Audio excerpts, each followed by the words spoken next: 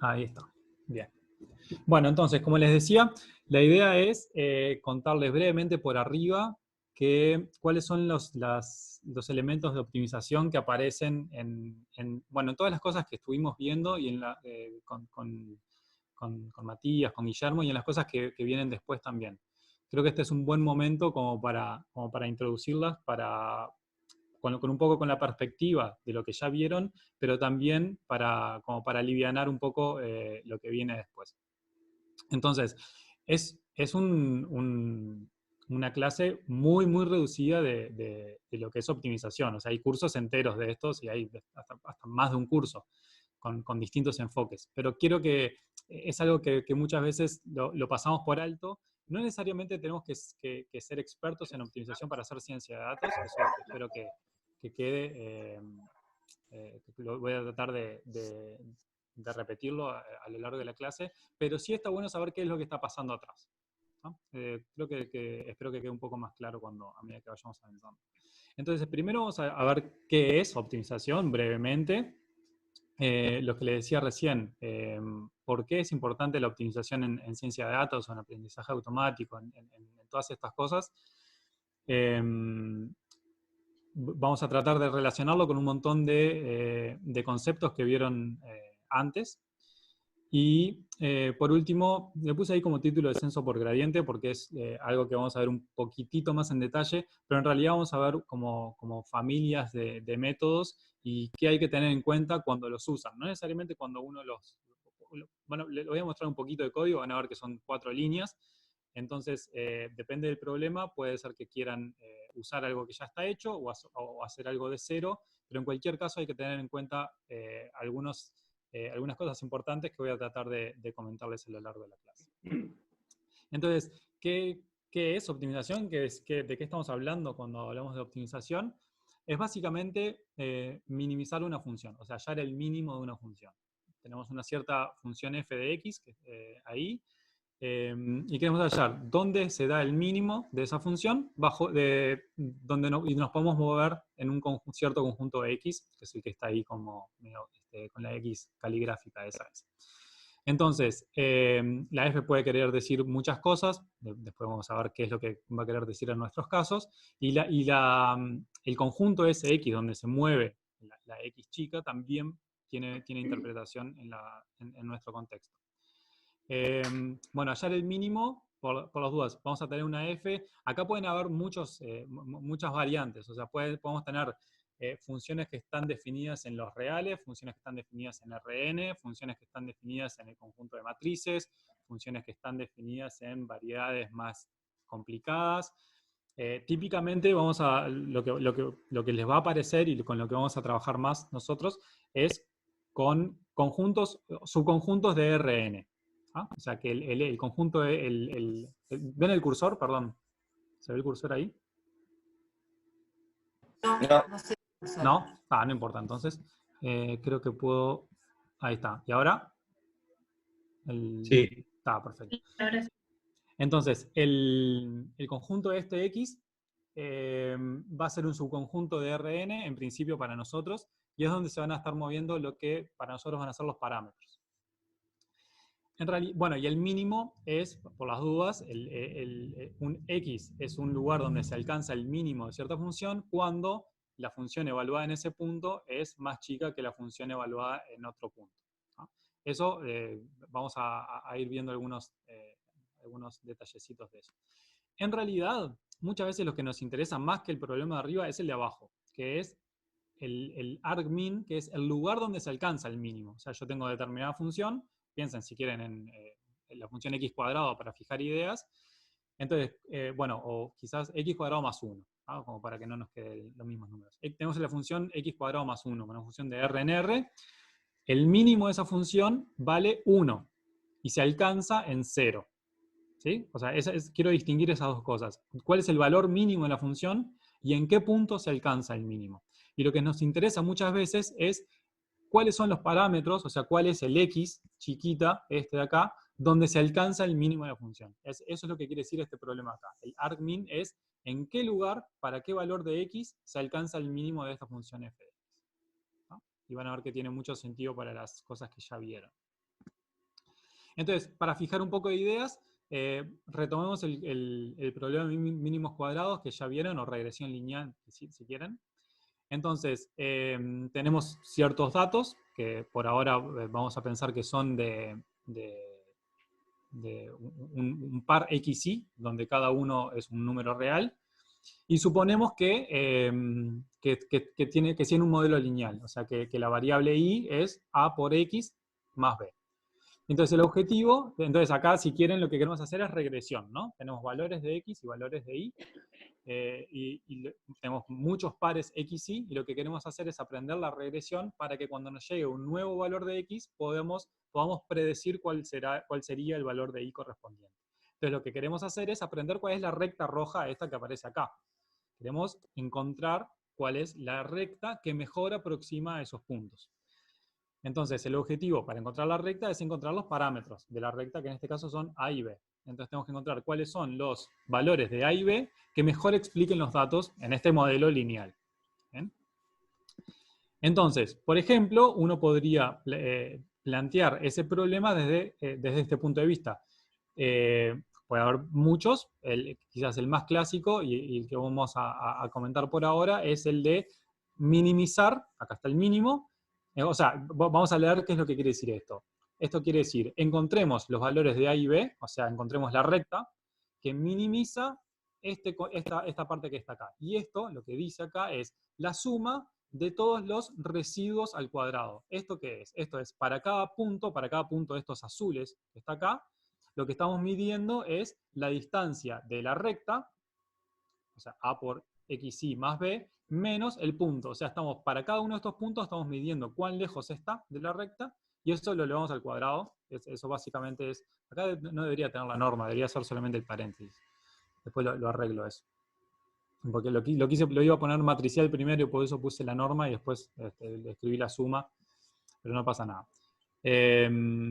Entonces, lo que estamos haciendo es buscar cuáles son los valores de A y B que minimizan esa suma de residuos al cuadrado, ¿no? Esa es una posible manera de definir cuál es la recta que mejor aproxima. Eso va a depender del problema, pero eso es una forma muy usada.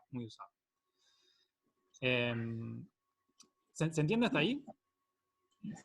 Sí, sí, se entiende bien. No está grabando, ¿no? Puede ser que no vemos el cosito rojo. Te digo por las dudas. Yo creo que quise poner a grabar. No lo veo como que está grabando. Sí, acá me dice para stop y pausa, para pausar y parar la grabación, así que espero que sí. Está perfecto. Bien, entonces, bueno, ¿por qué aparece en ciencia de datos esto, ¿no? Esperen que me quedó acá, ustedes creo que no lo ven, pero me quedó acá ahí está, ahora sí.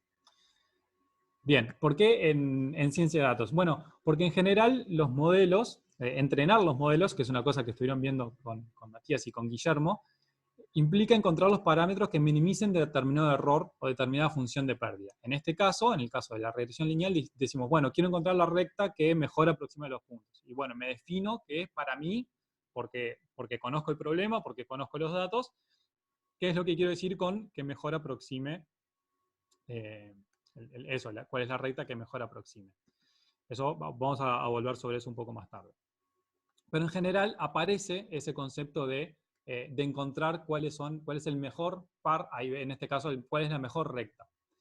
De nuevo, esa elección fue no arbitraria, pero es una opción posible, que es esta que aparece acá arriba, que es la de minimizar los residuos al cuadrado.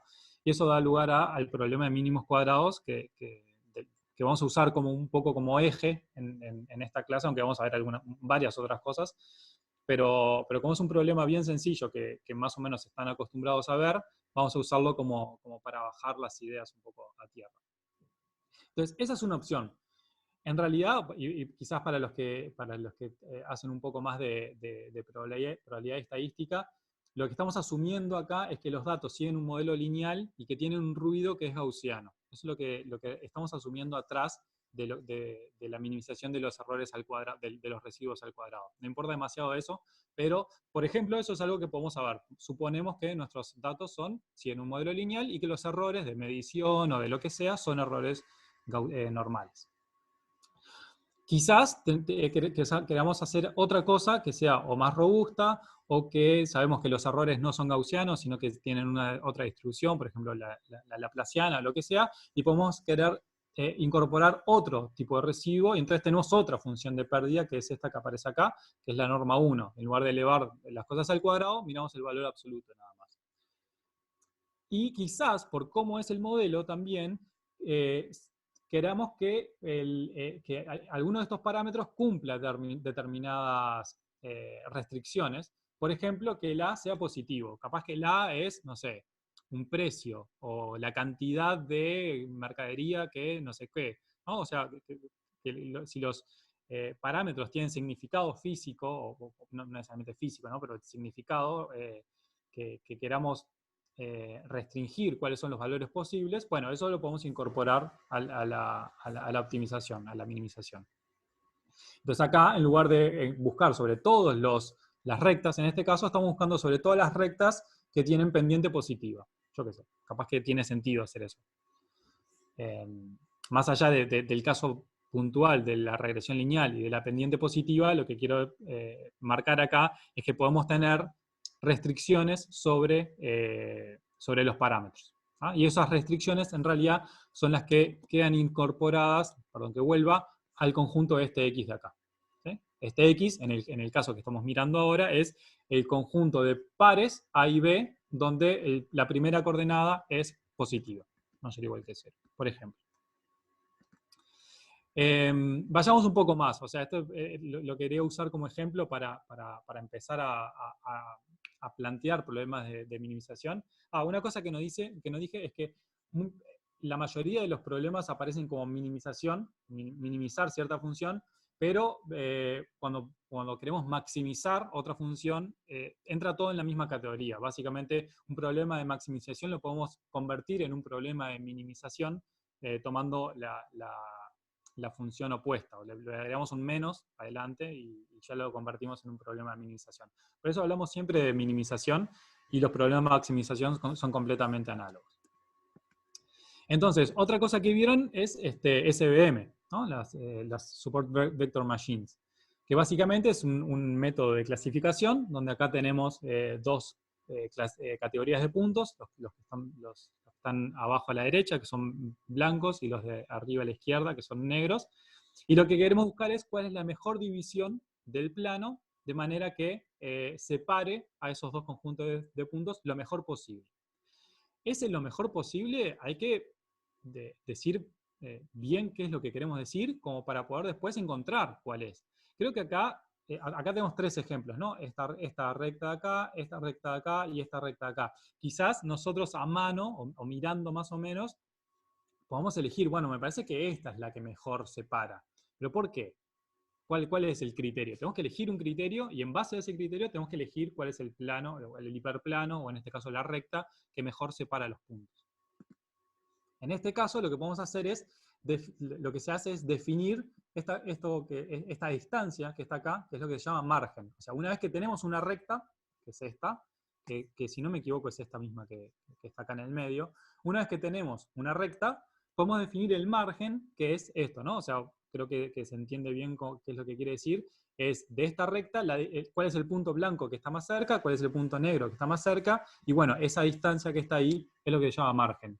Un criterio posible, que es el que se utiliza en SVM, es, bueno, hallar cuál es la recta que te maximice el margen este, ¿sí? O sea, que te separe lo más posible los dos conjuntos de puntos. Eso, escrito como problema de optimización, se puede escribir así. No importa demasiado, no quiero entrar en los detalles del planteo del problema.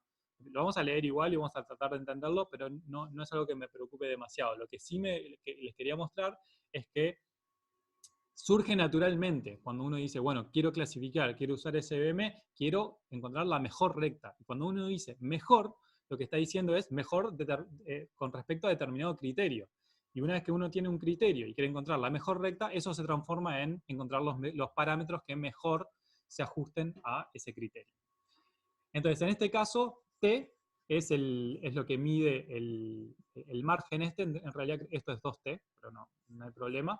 Y lo que está diciendo acá es que, bueno, XY y los I sub I son los dos tipos distintos de puntos. O sea, XY son los de una clase y los I sub I son los de la otra clase. Y lo que está diciendo acá son las restricciones. O sea, queremos encontrar, no es un, perdón que corte, pero no es un problema de optimización típico en el que queremos minimizar una función de costo. Acá lo que queremos es maximizar el margen de decisión, y donde en las restricciones lo que decimos es, bueno, que todos los puntos de la clase esta de acá queden para un lado, eso es lo que quiere decir acá, o sea, tenemos la recta que es A por X más B, entonces todos los puntos negros quedan a la izquierda, en este caso de la recta, todos los puntos blancos quedan a la derecha, y bueno, esto es algo que no viene al caso. Pero quería mostrarles que en el caso de clasificación con SVM, naturalmente aparece un problema de optimización. ¿Ah? Repito, no quiero entrar en detalles en qué es este problema o cómo podemos resolverlo, cómo podemos plantear este problema, pero sí quiero que vean que hay un problema de optimización ahí. Y que lo que hay que encontrar en definitiva son los A y B que maximicen el margen este. Y ahí vieron que aparece un problema de maximización. Redes neuronales, quizás algunos de ustedes ya hayan usado, algunas cosas ya hayan escuchado. Vamos a tener una clase o dos de Guillermo, que nos va a contar cómo surgen y para qué se usan y cómo se usan.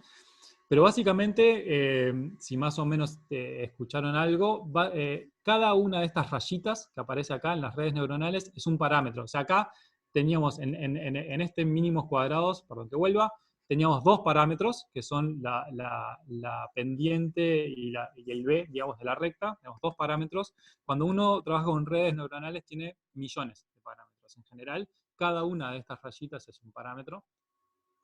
Y ahí lo que uno hace es minimizar cierta función de pérdida que uno decide en función de cuál es la tarea que quiere hacer. Por ejemplo, si quiere clasificar imágenes en imágenes de perros y gatos, bueno, lo que vamos a querer hacer es, en función de todas esas imágenes, elegir cuáles son los pesos que hay que poner en cada una de estas rayitas para que nuestra clasificación sea lo mejor posible. Y ahí podemos tener distintos criterios. Bueno, cuántas veces le invocamos, ¿no? Lo que estuvieron hablando con Guillermo en la clase pasada. El mirar los errores de clasificación. Minimizar el error de clasificación sobre un conjunto de entrenamiento. Eso es una posible función de pérdida. Vamos a volver sobre eso un poco más adelante. Pero les quería mostrar que cuando uno trabaja con redes neuronales, cuando uno pone, si lo usaron, ¿no? Si ponen entrenar, train, ahí en lo que sea que estén usando, lo que están haciendo en definitiva es resolviendo un problema de optimización, o resolviendo lo mejor que se pueda un determinado problema de optimización. Otro ejemplo, hay un problema que se llama de completación, sería, de matrices, que básicamente es el siguiente. Tenemos una matriz grande, en principio, de la que conocemos solamente alguna de sus entradas, que son las que acá están en negro, por ejemplo. Los cuadraditos negros son valores que conocemos de esta matriz, y los blancos son valores que no conocemos. Entonces, la idea es completarla, es decir qué es lo que va en cada uno de los lugares que no tenemos datos. Eso, en realidad, así como lo dije, está mal planteado, porque podemos completarla con cualquier cosa, todo con ceros, todo con unos, con números al azar. La cosa es completarla de manera que tenga sentido con el problema, y ahora voy a decir un poco sobre eso. Un problema que ahora les voy a contar es, bueno, me adelanto, es lo que se llama el problema de Netflix. No sé si saben, pero en determinado momento Netflix largó un desafío que era los que pudieran mejorar su sistema de recomendación de películas.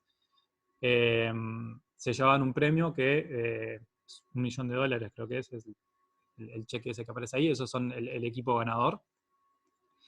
Que básicamente todo el problema se puede reducir a un problema de completación de matrices. ¿Por qué? Porque, bueno, básicamente lo que tiene en la base de datos de Netflix es un montón de películas y un montón de usuarios. Ahora, claramente No todos los usuarios vieron todas las películas, de hecho cada usuario ve su conjunto bastante chico de todo el catálogo de películas, y cada película obviamente no es vista por todas las personas. Entonces, solamente tenemos datos, bueno, y los datos es la calificación que cada usuario le pone a la película, ¿no? Entonces, cada fila, por ejemplo, es un usuario, esta fila de acá soy yo, por ejemplo, y estas son las películas que vi y cómo las califiqué. Entonces acá, por ejemplo, en este caso, los valores que puede llegar a tener la matriz son de 1 a 5. Antes se usaba de 1 a 5, ahora Netflix cambió eso y puso solamente dedito para arriba o para abajo, pero antes las calificaciones eran de 1 a 5. Entonces pensemos de 1 a 5. Entonces capaz que yo acá vi, no sé, esta película es Pulp Fiction, y esta película es Bastardos sin Gloria, y yo las vi las dos y las califiqué bien, y acá vi una que vi hace un par de días que era horrible y la califiqué horrible, y bueno, entonces Netflix tiene un montón de datos, pero claramente esta matriz está incompleta. Entonces a Netflix le gustaría saber qué tendría que ir acá, por ejemplo. O sea, ¿qué calificación le pondría yo a esta película para saber si me la recomienda o no? ¿Sí? Por eso el sistema de recomendación se basa en esta estructura de, lo llama filtros colaborativos. Colaborativos porque, ¿qué es lo que pasa en realidad? Claramente, los números que aparecen en esta, los datos que aparecen en esta matriz tienen cierta estructura, porque a mí me gusta Tarantino y capaz que a este usuario de acá también le gusta Tarantino. Entonces capaz que él vio Pulp Fiction y vio Bastardos sin Gloria y las calificó igual que yo porque nos gustaron las dos, y él vio Kill Bill acá y la calificó muy bien. Y el sistema este lo que trata de hacer es, bueno, aprender que estas dos personas, por ejemplo, tienen gustos parecidos, o que estas películas son parecidas en determinado sentido. Entonces, a Netflix le gustaría saber que a mí me gustaría ver Kill Bill para recomendármela. ¿Se entiende más o menos el problema? Sí. Bárbaro. Bueno, entonces, ese problema es dificilísimo y en realidad se basa en que básicamente nosotros, como usuarios, y las películas como películas, no somos linealmente independientes, digamos. Mi gusto probablemente es muy parecido al gusto de otra persona o una combinación de gustos de otras personas. Y las películas también las podemos agrupar en películas por director o por actores y actrices o por género, lo que sea, ¿no? Entonces, una manera de resolver este problema es encontrar cuál es la matriz. Les voy a leer lo que dice acá, ya estamos introduciendo el problema de optimización. Es minimizar el rango de la matriz X, o sea, tenemos que buscar una matriz X, que es la que es completar esto de acá, sujeto a que coincida con los datos que ya tenemos, o sea, la M son los datos que tenemos que están pintados de negro. Entonces, esos son los datos que están en omega, ¿no? O sea, los IJ que están en el conjunto omega son los datos que tenemos. Entonces, para los datos que tenemos, queremos que coincida. O sea, queremos completar la matriz, pero manteniendo los datos que ya teníamos, obviamente. Entonces, queremos encontrar la matriz que coincida con los datos que ya teníamos en los casilleros negros y que sea de rango mínimo, lo mínimo posible. Por eso que les decía recién que no importa demasiado la explicación, pero viene de ahí, de que en principio la matriz esta es de bajo rango, porque no tenemos tantos grados de libertad, porque no somos tan distintos y porque las películas no son tan distintas entre sí. Entonces, una pregunta, perdóname a ver si te sigo. ¿Tu rango de acá es lo que era el margen en el plano en el otro? Bueno, en realidad el rango es, lo que estoy diciendo acá es el rango como rango de matriz, que es no importa demasiado. El mínimo conjunto de filas linealmente independiente. Exacto, el mínimo conjunto de filas linealmente. Fila de columna. Exacto. Entonces, pero para visualizarlo, ¿es eso? ¿Es como análogo? Decimos? Puede ser análogo, pero en este contexto lo que estamos modelizando, y esta es una de las partes difíciles de cada uno de los problemas, estamos modelizando el problema Entonces, en el caso de SVM, lo que decíamos era, bueno, tenemos dos conjuntos de datos y queremos separarlos lo más posible. Y lo que estamos queriendo maximizar es el rango. Y acá lo que tenemos es, queremos completar una matriz con puntajes de manera que sea lo más, quiero decir, colaborativa, digamos, o lo que sea lo más representativa de que los gustos de las personas son muy similares entre sí. Y eso lo estamos modelizando como el rango de la matriz. ¿Ah? Como que hay muchas filas que son iguales o muy parecidas. Pero lo que estamos tratando de La hacer... dimensionalidad. Claro, exactamente. Es eso. Gracias. No, por favor. Bueno, este problema lo voy a comentar ahora para después volver un poquito sobre eso. Este problema no se puede resolver, es imposible de resolver, básicamente porque el rango es una función discreta, el rango de una matriz puede ser 1, 2, 3, y bueno, este problema no es que no se pueda resolver, está dentro de la clase de los problemas NP completos, que no existen, no se conocen algoritmos eficientes que lo puedan calcular ahora, ¿no? Es un poco más complicado que eso, ni siquiera yo lo entiendo, pero básicamente no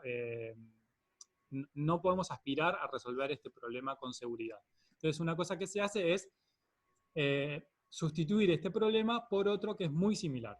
¿Ah? Esto por ahora no lo voy a dejar acá. Lo voy a dejar acá como diciendo, bueno, este es el problema que querríamos resolver, pero es sumamente difícil. Este es el problema que podemos resolver y lo quiero dejar ahí para volver sobre él cuando veamos un poco más algunos conceptos un poco más adelante. ¿Me perdonas una preguntita más? A ver, sí. No es importante, pero el M, ¿qué era tu M? Porque omega eran los datos, los pares que vos conocías. Sí, el omega son los puntos, ¿dónde están los casilleros negros? Digamos, es el omega. Sí. Por ejemplo, acá el 1,1 está en omega, el 1,2 está en el omega, en el 2,2 no. Y X es la matriz entera, digamos, la que yo quiero obtener. La matriz que tiene todos los datos en todas las entradas. O sea, es la matriz que tiene los datos que estaban en las casilleras negras, en los casilleros negros, y los datos ya agregados que estoy adivinando, entre comillas, o completando en los casilleros blancos. Esa es la matriz X. ¿Y M? Perdón, y M son los datos que tengo, es la matriz que tengo que está incompleta, es la matriz que me da Netflix, digamos, o la matriz que tiene Netflix, es la matriz que tiene algunas calificaciones para algunos pares usuario-película. Entonces quiero que la matriz coincida con esas calificaciones, la matriz que voy a completar, que coincida con esas calificaciones que ya tiene Netflix y que agregue cuáles serían las calificaciones para las casillas que no están en omega. ¿Sí? No sé si me expliqué. Espero que sí. Gracias. Bien, gracias. Bueno, entonces, sigamos. Ahí está. Les voy a comentar un par de clasificaciones de cómo se dividían antes y cómo se dividen ahora los problemas de optimización. Clasificaciones no en el sentido de clasificación de aprendizaje automático, sino clasificación en el sentido de tenemos problemas de optimización que son lineales y no lineales. Lineales, no voy a entrar demasiado tampoco, como ya les dije, esto es como un pantallazo, pero durante mucho tiempo se pensó que la barrera entre los problemas, yo recién les hablé de problemas que no se pueden resolver, entre comillas, ¿no? O que es muy costoso resolver esos problemas. Durante mucho tiempo se pensó que la barrera entre lo que podíamos resolver y lo que no podíamos resolver era la linealidad. O sea, si la función que queremos minimizar es lineal y si las restricciones que tenemos son lineales. ¿Sí? Y esa era, durante mucho tiempo se pensó que eso era el límite, ¿no? Que los problemas de optimización lineales son los que se pueden resolver, y de hecho hay algoritmos para hacerlo, que muchos de ustedes los habrán estudiado, y después los problemas no lineales en general son más difíciles, y algún caso había que se sabía resolver, pero en general no había algoritmos genéricos para resolver problemas no lineales. Hoy se sabe que, por lo menos hoy en día, la división que se hace es entre problemas convexos y no convexos, que es cuando la función, la f que teníamos hoy al principio, es convexa, es una función convexa. Convexa es que tiene concavidad positiva en todo el dominio. Y el conjunto X, es el X caligráfico, donde estaban las restricciones, digamos, donde se pueden mover libremente los parámetros, también es un conjunto convexo. En ese caso, se pueden resolver los problemas. Y si el problema no es convexo, no sabemos. En principio, o sea, claramente los problemas no convexos son más difíciles. Quizás para algunos problemas contados se pueda resolver, porque se pueda transformar en un problema convexo, porque se pueda transformar en un problema que se pueda resolver de alguna manera, pero a grosso modo, si a mí me dicen, mira, tengo un problema de optimización, ¿me ayudás a resolverlo? Te digo, bueno, decime un poco más. Bueno, es un problema convexo. Yo te digo, sí, lo sé resolver. Estoy exagerando, ¿no? Pero sin mirar el problema, si me decís, tengo un problema de optimización convexo, entonces seguramente algo vamos a poder hacer que funcione más o menos bien. Si me decís, bueno, mira, tengo un problema de optimización que es no convexo, te voy a decir, bueno, vamos a mirarlo y vamos a hacer lo que podamos. Y en general, esa distinción se da en que los problemas convexos tienen un mínimo absoluto, y que es el que podemos encontrar, y los problemas no convexos en general tienen muchos mínimos, ¿no? Voy a intentar hacerlo acá. Una función no convexa, por ejemplo, es algo que tiene esta forma así, que tiene que baja, sube, capaz que después baja de vuelta, sube de vuelta, entonces puede tener varios mínimos. Y lo que podemos decir es, bueno, yo te ayudo a encontrar algún mínimo de esos. No necesariamente va a ser el mejor.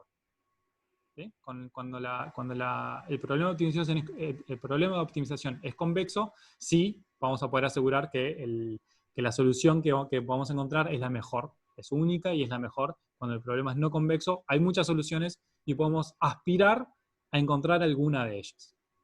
¿No? Díganme si voy muy rápido o si tiene alguna pregunta. Voy a abrir el chat a ver si puedo. Yo tenía ahí una Dale. preguntita. No, eso de... Porque ya saber si es convexo o no, ¿viste? Sí. Ya es medio problema solucionado. Sí, si sabés que el problema es convexo, después un poco más adelante les voy a comentar sobre cómo resolverlo. Pero sí, claramente una de las primeras cosas que uno se tiene que preguntar es si el problema es convexo. Si el problema es convexo, todavía no lo tenemos solucionado porque hay que elegir cómo lo vamos a resolver, pero claramente tenemos la mitad del camino andado y sobre todo tenemos la confianza de que vamos a poder encontrar la solución de manera confiable y que vamos a encontrar la mejor solución. Así que sí, a la pregunta de si lo primero que tenemos que, cuando uno está modelando el problema, uno llega, escribe ahí y dice, mira, me parece que este es el problema de optimización que mejor está modelando mi problema. Claramente la primera pregunta que yo me haría es si el problema es convexo. Y si el problema es convexo, me pondría muy contento porque sé cómo resolverlo. Y si el problema no es convexo, no me pondría tan contento. No quiere decir que no podamos hacer nada. De hecho, las redes neuronales funcionan bárbaro y toda la optimización esa está basada en problemas no convexos. ¿Ah? O sea que claramente se pueden hacer muchísimas cosas cuando el problema es no convexo. Pero está bueno saber, está bueno tenerlo en cuenta. ¿Sí? Vamos a hablar sobre eso también. Ahí va, ese segundo que dijiste de redes neuronales y que resuelven problemas no convexos no cambia. Pero si no, yo lo que podría hacer es buscar cuál es la forma funcional convexa que representa mi problema. Sí, de hecho, a ver si... Esto que les dije acá, básicamente, este problema no es que no se pueda resolver, pero eso es lo que les decía, es extremadamente difícil de resolver porque es un problema no convexo. Y lo que se hace, en este caso, lo que hicieron el equipo que ganó, es basarse en lo siguiente. Bueno, este problema no lo puedo resolver, pero este problema es el problema de optimización convexo más parecido a este de arriba. ¿Sí? Esta es una norma matricial que se llama la norma nuclear, no importa demasiado, pero esta es una convexificación del rango. ¿Ah? De vuelta, no importan los tecnicismos. Lo que les quiero mostrar es lo que hay atrás, que es un problema de optimización difícil, porque es un problema ni siquiera, no es un problema convexo, y lo que hacemos es sustituirlo por un problema convexo, que sí sabemos resolver. O sea, este problema, lo que estamos discutiendo recién, yo miro esto y digo, a ver, ¿cuál es el conjunto de restricciones? Bueno, son restricciones de igualdad, esto me da un conjunto convexo. ¿Cuál es la función que quiero minimizar?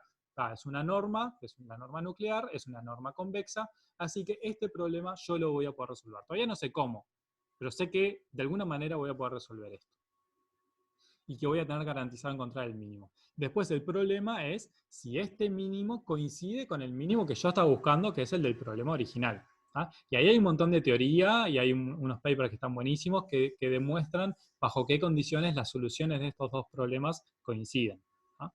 Es la teoría que está atrás que nos sustenta en poder hacer este pasaje y esperar que no perdernos las soluciones. Pero volviendo entonces a esa pregunta, si tenemos un problema que es no convexo y lo podemos pasar a un problema convexo, buenísimo. Ahí puede ser que estemos perdiendo algo y es algo que tenemos que tener en cuenta. Después que resolvemos el problema convexo, tenemos que tener en cuenta, che, acordate que este no era el problema original. Este es un sustituto del problema original y capaz que te funciona muy bien. ¿Ah? Pero acordémonos que no es el problema original. O podemos decir, bueno, el problema es no convexo, no me importa, voy a hacer lo que pueda. Y eso es lo que se hace cuando se entrenan las redes neuronales. Dice, bueno, el problema es no convexo, pero voy a encontrar la mejor solución que pueda. Capaz que no es la combinación de todos los pesos esos que les mostraba acá en todas las rayitas, no es exactamente todo el millón de parámetros que tenemos que poner para minimizar exactamente el error de clasificación. Pero el avance que ha habido en cómo entrenar las redes neuronales da que no vamos a estar en lo que se llama el mínimo global, pero vamos a estar en un buen mínimo. Vamos a estar en un mínimo, en un conjunto de parámetros, en un conjunto de 1 millón de parámetros, que está bastante cerca de ser un óptimo, o por lo menos es un óptimo que sí nos sirve. Bien. Simplemente por si les surge alguna de estas siglas en algún momento, son todas siglas de problemas convexos. O sea, si en algún momento dicen, mira, o están trabajando con alguien y dicen, estamos modelando este problema, lo que me da el modelo de optimización que mejor modela nuestro problema es un SDP, que es un problema de programación semidefinida positiva. Un problema de optimización semidefinida positiva. No, obviamente no voy a entrar en cada una de estas cosas, pero simplemente para que vean que hay distintos subniveles dentro de los problemas convexos. O sea, todos los problemas que están acá en esta gran bolsa los podemos resolver. Y cada una de las bolsas más chiquitas que tenemos acá, tenemos algoritmos más específicos que funcionan más rápido para poder resolverlos. Los que están acá, el LP, son los problemas lineales. Los problemas lineales los podemos resolver muy rápido. Los que están acá son los problemas cuadráticos, con restricciones cuadráticas. Estos problemas los podemos resolver bastante rápido también.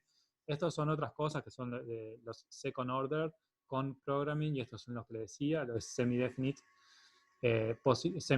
programming.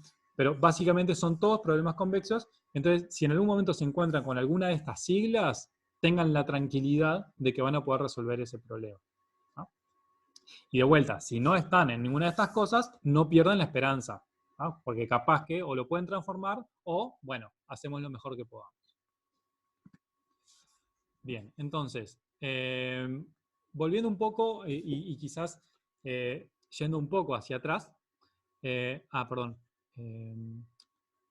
Andrés dice si puedo poner en la diapositiva el significado de las siglas. Sí, claro, lo digo de vuelta por las dudas, pero después lo agrego antes de subirlas. Estos son los problemas lineales, línea de programming. Esto es QP, es Quadratic Constraint, Quadratic Constraint, Quadratic Programming, creo. Básicamente la función es cuadrática y las restricciones son cuadráticas. Esto es Second Order Con Programming. Y esto es Semi-Definite Programming.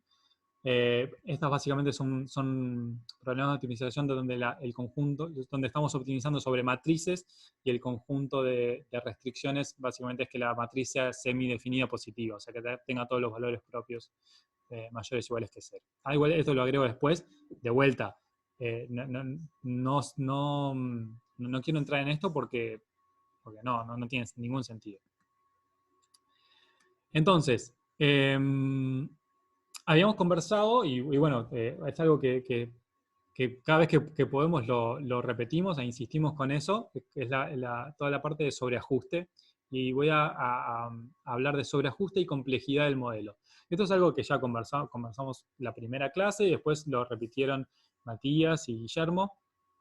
Básicamente, si tenemos un conjunto de datos, tenemos que tener cuidado de no estar haciendo sobreajuste cuando entrenamos. O sea, que el modelo que estamos obteniendo tenga la complejidad necesaria para explicar los datos, pero que no sea, como este de la derecha, que tenemos un modelo súper complejo para poder explicar completamente todos los datos, pero que tiene muy poco poder de generalización. Cuando venga un dato nuevo, vamos a querer ajustarlo a esta forma rara, vamos a querer predecirlo con esta forma rara, y bueno, eso no tiene ningún sentido. Entonces, aparecen las diapositivas tapando algunos dibujos, tus ventanas de chat y de participantes. Se ve la ventana de chat y está perfecto. Entonces, tapa, por ejemplo, la gráfica a la derecha medio de la tapa. Ahí va, gracias. No sabía que se veía eso. Entonces ustedes me avisan cuando hay preguntas en el chat, ¿no? O me abren el micrófono y me preguntan directamente, obviamente. Gracias.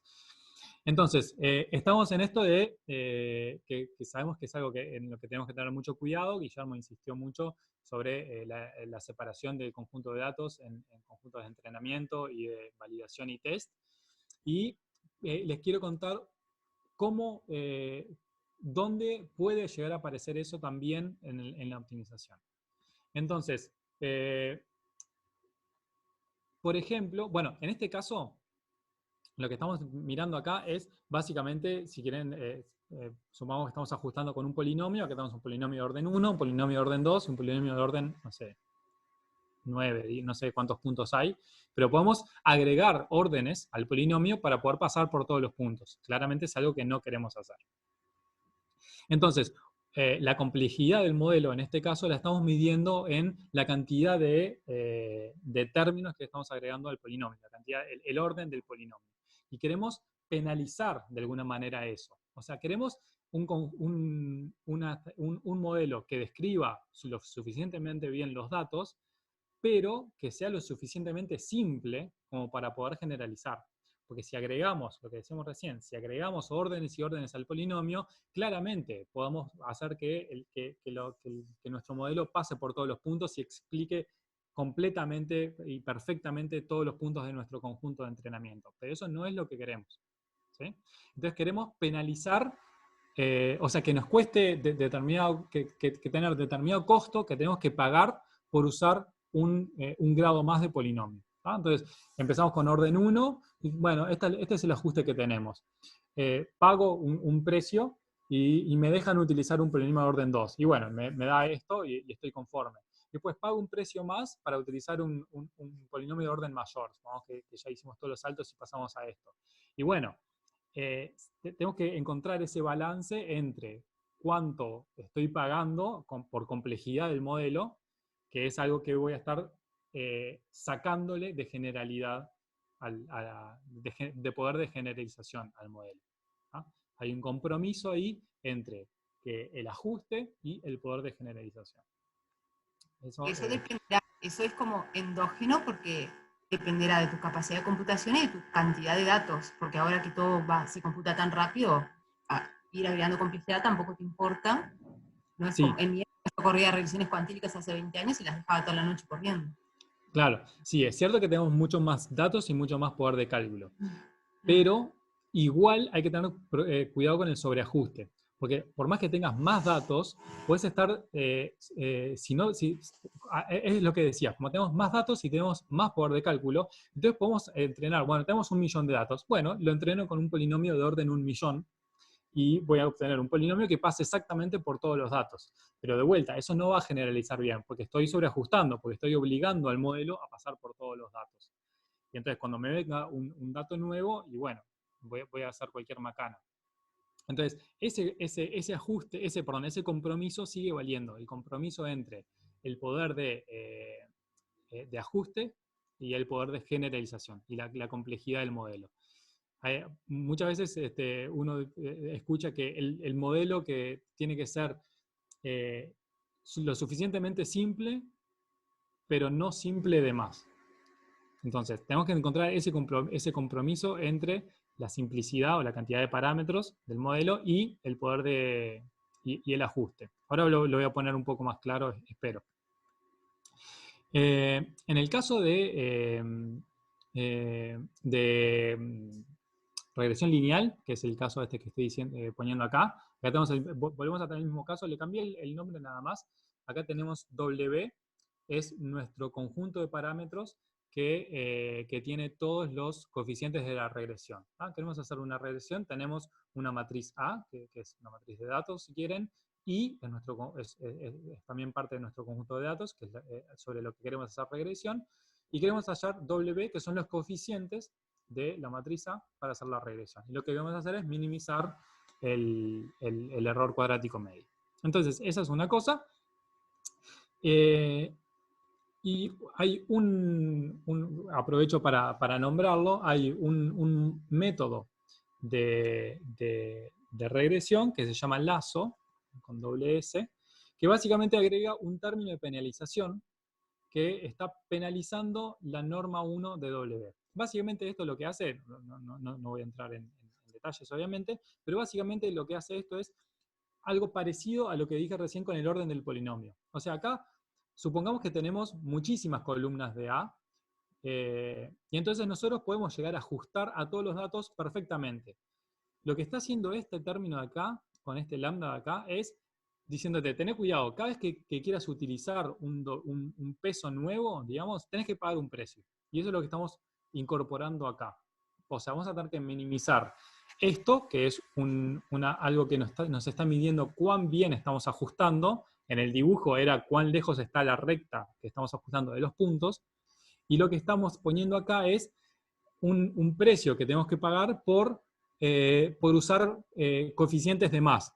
Digamos, capaz que podemos hacer una muy buena regresión con 50 coeficientes, ¿no? O sea, supongamos que A tiene, no sé, 10.000 columnas y queremos ajustar 100 datos. ¿No? Tenemos una matriz gorda de 100.000 columnas y 100 datos, y entonces claramente podemos encontrar un montón de Ws que ajusten perfectamente, que pasen por todos los datos. O sea, tenemos libertad como para matar con un cañón esto, digamos, y entonces elegimos unos pesos W que hacen que A por W sea exactamente I. O sea, estamos obligando a nuestro modelo a pasar por todos los datos, porque estamos agregando un montón de...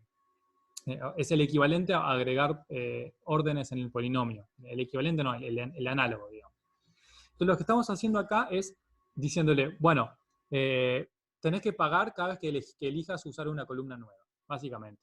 ¿No? Entonces, esto lo que está haciendo es, está mostrando este compromiso, este trade-off que hay entre el ajuste a datos, o sea, elegir los parámetros que mejor ajustan a los datos, y los parámetros que nos dan un modelo lo más simple posible. Y el lambda es el que nos está midiendo ese compromiso. ¿No? Tenemos entonces ajuste de datos, complejidad del modelo. Queremos un modelo que ajuste bastante bien a los datos, pero que sea lo suficientemente simple para que después pueda generalizar. Y a este lambda le estoy agregando un sesgo, ¿no? Y a este lambda estamos agregando un parámetro que nosotros vamos a, que después hay muchas maneras de estudiarlo después, podemos hacer validación cruzada, o podemos elegirlo, o el problema nos puede sugerir cuál es el lambda que tenemos que usar, porque capaz que tiene alguna interpretación. Pero sí, esto es un parámetro que estamos agregando que vamos a tener que o ajustar también o obtener de otro lado. ¿Sí? Pero sí, es cierto que acá lo que estamos haciendo es introduciendo un lambda que nos está diciendo, o que nosotros estamos diciéndole al entrenamiento, queremos un modelo que sea, que ajuste bien a los datos, pero queremos un modelo bastante simple. Por ejemplo, si ponemos un lambda muy grande, eso es algo que vamos para adelante y para atrás. Obviamente, como en todo lo que estamos haciendo en este curso, vamos, probamos, volvemos para atrás. Probamos un lambda, y básicamente lo que estamos haciendo con ese lambda es diciéndole, bueno, quiero una regresión lineal, pero quiero una regresión lineal con, teniendo cuidado con cuántos y cuán grandes son los coeficientes que voy a usar, ¿no? Eso es general, ¿no? Ahora cambió la diapositiva y lo que estamos mirando acá es un término de ajuste de datos que tiene una función de pérdida y un término de penalización o de regularización de los parámetros, que es el que mide la complejidad del modelo, ¿ah? O sea, este es el caso que estamos mirando recién, que es este que está acá, que es el lazo, es la regresión lineal con esta penalización de norma 1. Es un caso particular de esto que es más general, que es ajustar a los datos. O sea, cuando entrenamos queremos parecernos a los datos que tenemos de entrenamiento, pero teniendo cuidado de que no se nos vaya la mano con la complejidad del modelo, ¿no? Eso muchas veces lo podemos hacer introduciendo esta penalización o regularización de los parámetros, ¿no? Esto ustedes lo van a ver muchas veces cuando trabajen con cualquier no, pero con muchísimos métodos de entrenamiento, de aprendizaje automático, en particular con las redes neuronales o con un montón de otras cosas que estuvimos viendo. Voy a ir un poquito más en... Sí, dale. Perdón. No, dale. Esa función de pérdida es una función generalizable, no era la indicatriz de antes, puede ser cualquiera. Exacto, y ahora voy a ir un poco sobre eso, gracias por la pregunta. Un poco poniendo de vuelta esto en contexto, entonces, tenemos, ¿cómo sería el pipeline, digamos, para hacer un algoritmo de clasificación, por ejemplo, o de regresión? Cualquiera de los dos, esto sirve para cualquiera de los dos.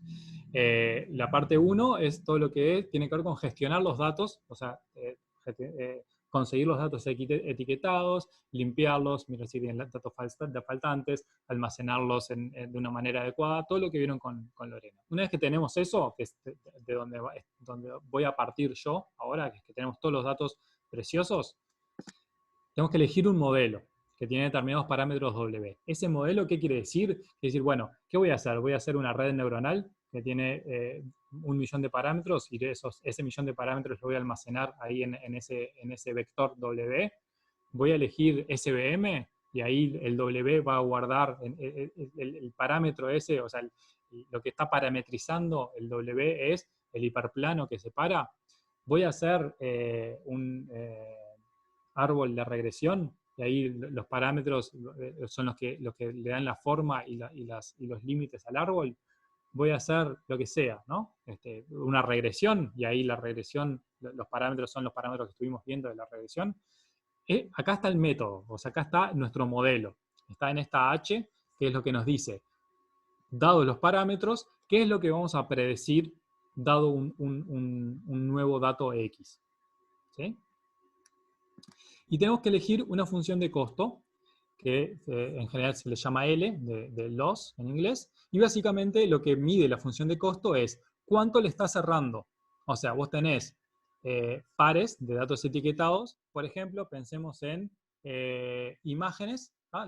Los X son imágenes, y las Y son categorías de las imágenes. Pensemos en perro y gato, ¿ah? Entonces, esta función de pérdida, quizás lo que queramos estar midiendo es, bueno, perdón, ¿y qué es la H? Pensamos que la H es una red neuronal. W son todos los parámetros, HW es toda la red neuronal, y HW de X es el resultado que nos da la red neuronal cuando le introducimos la imagen X. ¿Ah? Y eso nos va a dar, tiene dos resultados, 1 o -1, digamos, perro o gato.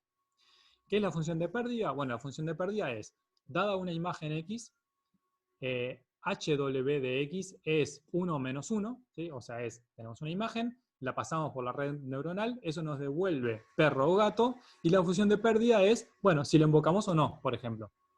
¿Sí? Y es la etiqueta. Estamos suponiendo que tenemos un montón de datos etiquetados. ¿Sí? Entonces, esa es la función de pérdida. La función de pérdida puede ser otra cosa. Puede ser, si estamos haciendo regresión, por ejemplo, puede ser, era lo que estamos haciendo hasta ahora, puede ser la distancia cuadrática, o la distancia norma 1, si tenemos alguna información más sobre cómo queremos minimizar. ¿Sí? Esta función de pérdida es también algo que tenemos que elegir. que va a depender de nuestro problema. ¿Sí? La H es el modelo que estamos eligiendo, redes neuronales, SVM, regresión lineal, lo que sea. En W tenemos los parámetros, que son los que queremos entrenar, y L es qué criterio vamos a querer utilizar para entrenar. O sea, ¿qué es lo que queremos minimizar? Queremos minimizar el error de clasificación de perros y gatos. Bueno, eso lo vamos a meter acá en esta función L. ¿Sí? Y bueno, una vez que tenemos elegido el modelo, elegido cómo vamos a medir la performance del modelo, entrenamos. Y entrenar es resolver el problema de optimización S. Es entrenar, encontrar el juego de parámetros W que minimiza todo esto que está acá, que es el error de entrenamiento, que es este que está acá, con cierta regularización que podemos introducir o no para tener control sobre la complejidad del modelo. ¿Ah? Y claramente todo esto vamos y volvemos, ¿sí? Hacemos, si separamos en entrenamiento, el conjunto de datos en entrenamiento, validación y test, hacemos cross-validation, y en general tenemos que volver atrás y cambiar el modelo y agregar una regularización y cambiar la función de costo, la función de pérdida, L, lo que sea, ¿no? O sea, todas estas cosas son siempre un ida y vuelta. Pero básicamente, cada vez que nosotros estamos diciendo entrenamos, ¿sí? Y lo dijimos un montón de veces desde la primera clase, Guillermo lo repitió en la clase anterior, lo va a repetir en la clase que viene cuando den redes neuronales. Cada vez que estemos diciendo entrenar, lo que estamos diciendo es encontrar el mejor juego de parámetros. Y cuando decimos encontrar el mejor juego de parámetros, ahí tenemos en el medio un modelo, que es el que está parametrizado por ese juego de parámetros, y tenemos una función de pérdida, que es la que queremos minimizar. ¿Sí? ¿Se entiende como la imagen grande, digamos, de dónde estamos parados y dónde entra la optimización en todo esto que estuvimos viendo? ¿Más o menos? Sí. Bárbaro. Bueno. Igual nunca Sí. deja de ser, perdón que tengo algo Sí, más. no, dale. Nunca deja de ser local tu pregunta, porque vos tenés tus datos, tenés tu test, puedes hacer todo el cross-validation que quieras, pero después cuando salgas a la vida real será cruzar los dedos y esperar que funcione. Sí, y ahí es donde entra... Sí. Local. Sí, y ahí es donde entra todo lo que hablamos con Guillermo en la clase pasada y donde entra este R también. Ahí entra en que vos tenés un montón de datos, tenés un montón de pares de imágenes, un montón de imágenes con su categoría, perro, gato, y puedes entrenar todo lo que quieras, ¿sí? Ahí elegís una red neuronal, la entrenás, y después cuando eso lo pongas en una aplicación, o lo pongas en una web, o esté en producción, digamos, eso va a tener que funcionar con una imagen nueva que va a llegar, y ahí lo que decís vos, o cruzo los dedos para que funcione bien, o entreno con mucho cuidado para que eso funcione lo mejor posible. ¿Qué quiere decir eso? Que no estar cometiendo el error de estar básicamente memorizando los datos de entrenamiento. Y para eso hay que tener todos esos cuidados de separar bien en validación, en entrenamiento, validación y test, y de pedirle al modelo que tenga cuidado, y eso es lo que estoy señalando acá con la regularización, exigirle que tenga cuidado de no estar memorizando o sobreajustando a los datos. Porque si no, justamente, si yo lo que estoy haciendo es construyendo una red neuronal que lo que hace es memorizarse todos los datos de entrenamiento y devolver la etiqueta correspondiente, eso obviamente no va a generalizar bien. Eso es algo que por eso hay que ir para adelante y para atrás, y hay que tener cuidado en la separación en entrenamiento y test de los datos, y en exigirle al modelo que tenga la complejidad necesaria, pero no más.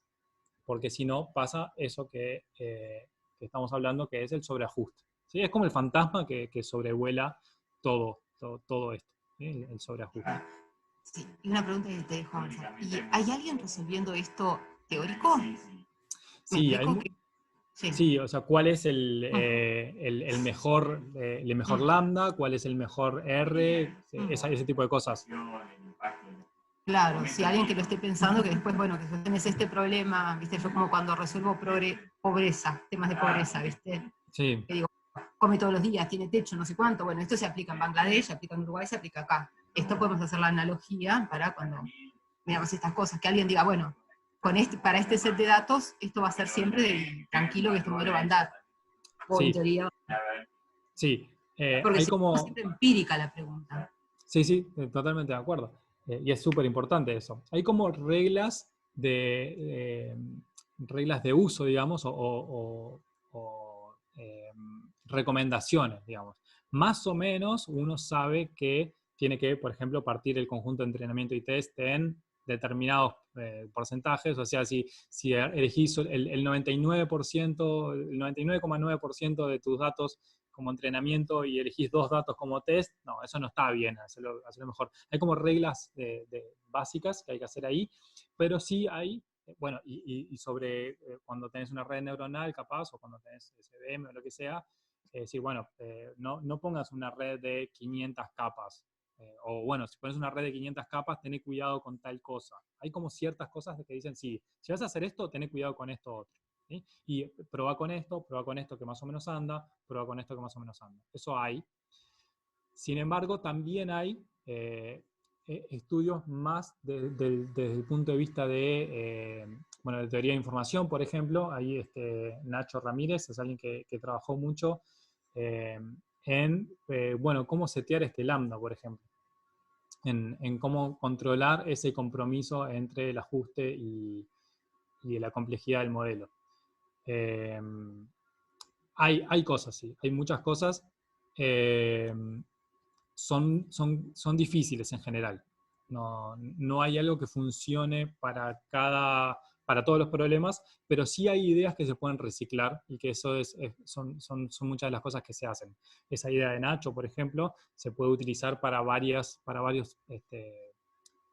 problemas distintos de clasificación o de regresión o de lo que sea. Sí, hay cosas teóricas hechas, pero en general en cada problema tienen que probar y fijarse de cumplir con ciertas reglas básicas que están más o menos establecidas, que son esas cosas que les comentó Guillermo la clase pasada y que vamos a ir viendo en cada caso. Bueno, ¿cómo se resuelven esto? ¿No? Porque hasta ahora no hablamos demasiado hablamos mucho de dónde aparecen los problemas de optimización y hablamos de, cuáles tenemos expectativas para resolver, cuáles más o menos, con cuáles podemos hacer lo mejor posible, pero no hablamos de cómo resolverlos o de cómo se resuelven en general. Entonces, hay algunos, que son muy pocos, que tienen soluciones de forma cerrada. O sea, vos me decís, ¿cuál es la solución de este problema de acá? Que es un problema de mínimos cuadrados, y todos los que hicieron algún curso de métodos numéricos o de álgebra lineal, o aparecen en muchas otras áreas. En algún momento, capaz que vieron que la solución de este problema de mínimos cuadrados se puede calcular, y es esta. O sea, me decís, mirá, tengo 1 millón de datos que están acá en esta matriz A, y lo que quiero es encontrar el conjunto de parámetros W que minimice esto, y yo digo, haz esta cuenta y eso te da. ¿Sí? Eso es lo que se llama solución de forma cerrada. ¿Sí? O sea, yo sé exactamente cuál es la solución, cuál es el conjunto de parámetros W que minimiza esto que está acá. Y básicamente es hallar esto que está acá, que es lo que llaman la pseudo inversa, no sé qué. Se puede llegar de por lo menos 2 o 3 formas distintas a esto, con las ecuaciones normales, se puede derivando, igualando a 0, no importa. Pero lo que sí les quiero hacer notar es que esto casi nunca ocurre. O sea, es muy, muy, muy raro que uno tenga un problema y pueda hallar de forma cerrada, que es esto que está acá, lo que dice acá, tenemos exactamente cuál es la solución. Esto ocurre muy pocas veces. Entonces, ¿qué se hace en general? Se hacen algoritmos iterativos. Es decir, partimos de cierto punto, de cierto juego de parámetros W, y lo vamos mejorando. ¿No? Entonces ahí en esa animación lo que pasa es eso. Tenemos, si quieren, acá, si quieren W está parametrizando el piso. Entonces tenemos W1 y W2, si quieren, que son los dos ejes que están acá, y la gráfica esta de colores es la función de costo que queremos minimizar. Entonces nosotros queremos encontrar un juego de parámetros que nos dé un costo por acá, que es lo más bajo posible. ¿Cómo encontramos eso? Bueno, eso es lo que vamos a discutir un poquitito ahora. Los algoritmos iterativos, como para cerrar la idea de la familia de algoritmos iterativos, básicamente empiezan de un punto y lo van actualizando y van tratando de ir bajando por esta superficie y llegar al mejor punto posible. ¿No? Ahí, si tenemos, por ejemplo, aprovecho para hacer de vuelta el comentario sobre problemas convexos y no convexos. Acá, si tuviéramos acá, de este lado, ¿sí? A la derecha, otra bajada acá, ¿no? Tenemos como una bajada acá, después sube, después otra bajada acá. Ahí, quizás cualquiera de los dos es un buen óptimo o quizás no. ¿Ah? Y ahí lo que vamos a hacer es esta manera de ir llevando los puntos, capaz que se viene para acá o capaz que se va para el otro mínimo. ¿Ah? Eso es lo que pasa cuando tenemos un problema no convexo que tiene varios mínimos, ¿sí? Varios de esos valles. En este caso, esta gráfica es de una función que se porta más o menos bien, y entonces uno tiene que encontrar una buena manera de ir actualizando los puntos para llegar al mínimo que quiere llegar. Entonces acá, voy a repetir, tenemos en colores, y en esta dimensión que es la altura, digamos, la función de costo, o sea, para cada... quiero que se entienda bien esto porque es porque quizás no lo vieron nunca. Lo que tenemos es graficado, tenemos dos parámetros, ¿sí? Que son W1 y W2, y tenemos una función de costo que depende de esos parámetros y obviamente de los datos. Los datos no los podemos mover, así que no los incluimos acá. ¿Qué es lo que sí podemos mover? Los parámetros. Entonces tenemos que encontrar cuáles son los parámetros W1 y W2 que minimicen la función de costo. Graficamos la función de costo, que es esta que está acá, y lo que queremos encontrar es, por ejemplo, entonces, que el parámetro, no sé, -4 en esta dirección y 2 en esta dirección, es este punto de acá, que está en el piso, es el que da acá arriba el costo mínimo posible. ¿Sí? ¿Se entiende eso? Sí. ¿Sí? Bien. Entonces, el problema claramente es cómo hacer esto, ¿no? Cómo hacer que estos puntos recorran lo que tienen que recorrer de la mejor manera posible. ¿No? Ahora vamos un poco a ver algunos ejemplos de eso. La idea que va a aparecer atrás de todo esto es la idea, o atrás de lo que vamos a comentar ahora, y lo que aparece, por ejemplo, en redes neuronales, es la idea de gradiente. Básicamente, vamos a recordarlo por si algunos nunca más lo vieron, digamos. El gradiente básicamente es la generalización de la derivada para cuando tenemos funciones de más variables. Una función de 2 variables, por ejemplo, tenemos la noción de gradiente. De una función de n variables tenemos la noción de gradiente. Y lo que hace el gradiente es apuntar en la dirección de máximo crecimiento. Entonces, si nosotros tenemos una... voy a volver acá. Estoy parado en un punto, por ejemplo, en este punto que está acá.